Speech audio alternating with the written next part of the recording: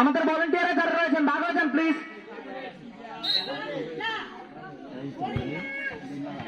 টিটু প্রথম শট নিয়েছিলেন, মিস করেছেন, ভাগ্য তার সহায় হয়নি। আরাফাত পূর্ব গোল করেছেন, এখন দেখা যাক তার পা থেকে গোল আসে কিনা। আরাফাত নিয়েছেন, থেকে প্রথম গোলটি করেছেন আরাফাত।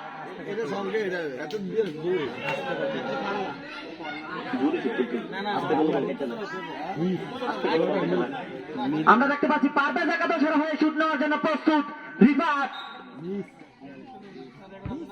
রিফাত নিয়েছেন এবং গোল। সেই রিফাত অভিজ্ঞ একজন প্লেয়ার, পূর্ব গোল করেছেন।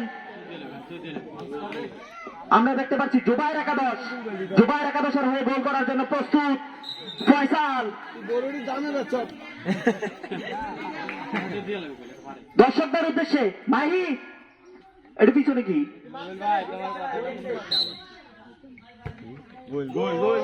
ফয়সাল গোল করেছেন এবং সেলিব্রেশন। কত গোল বললো? আমরা দেখতে পাচ্ছি দুই দলেরই ইতিমধ্যে দুটি শট হয়েছে, তার মধ্যে পারভেজ একাদশের একটি গোল মিস এবং জুবাইর একাদশ অলরেডি দুটি গোল করে রেখেছেন।